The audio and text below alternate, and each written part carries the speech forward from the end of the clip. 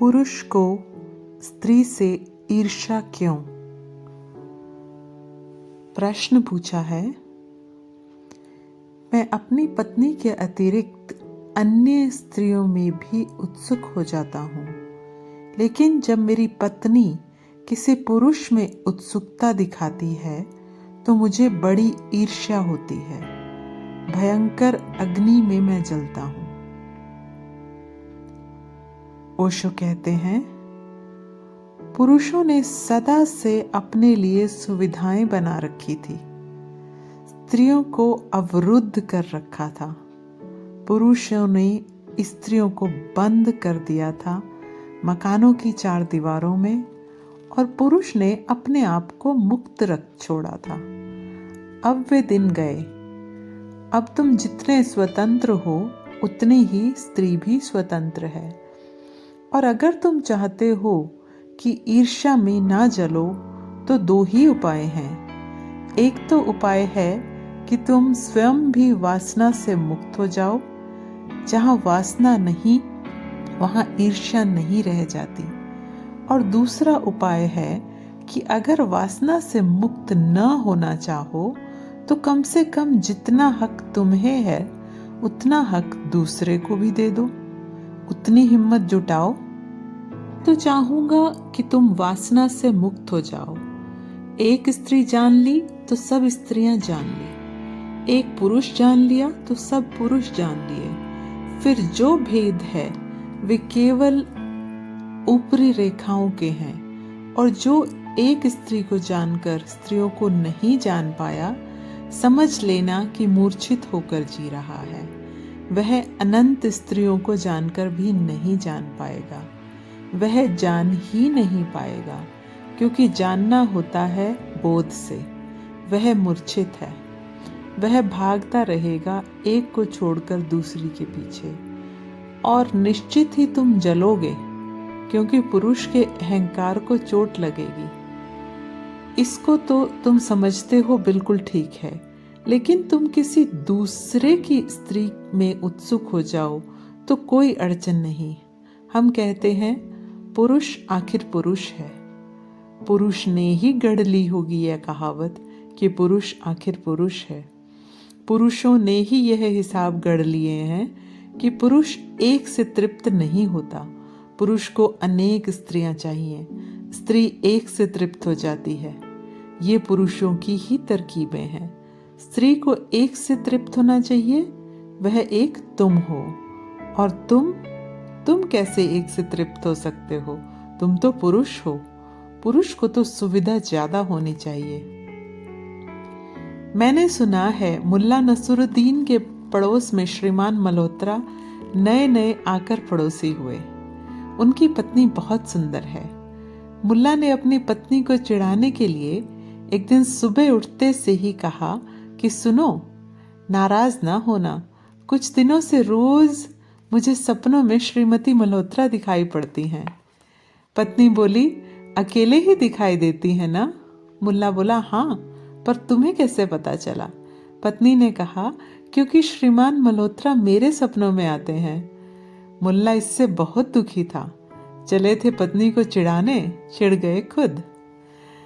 जितनी स्वतंत्रता तुम अपने लिए चाहते हो उतनी ही स्वतंत्रता तुम्हारी पत्नी की भी है।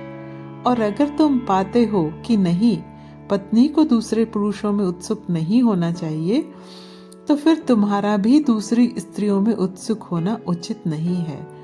और जो तुम चाहते हो तुम्हारी पत्नी करे, वह तुम्हें पहले करना चाहिए, तभी तुम हकदार हो।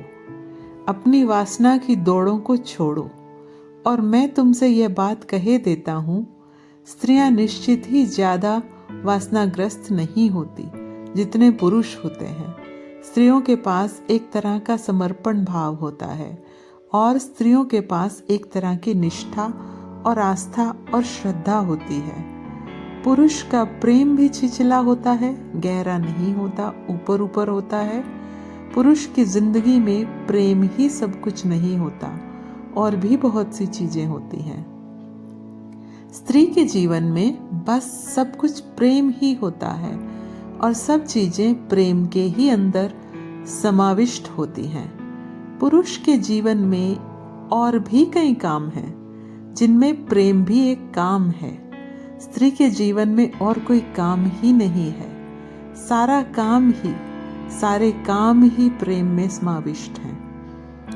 पुरुष उच्छृंखल है, पुरुष चंचल है।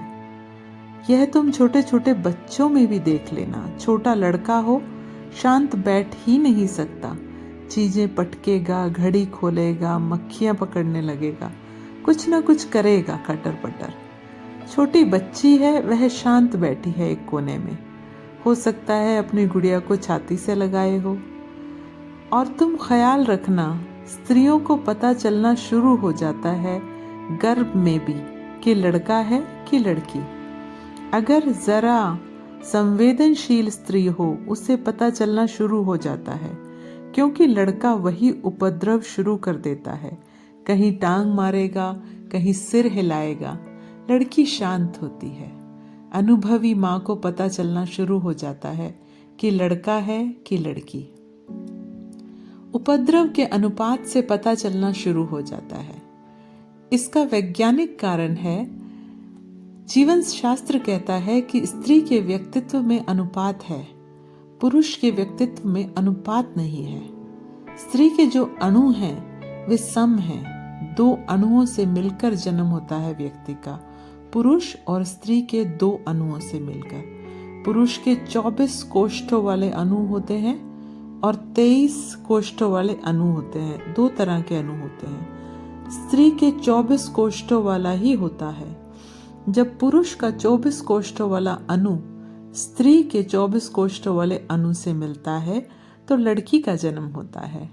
48 अणु सम हो जाता है।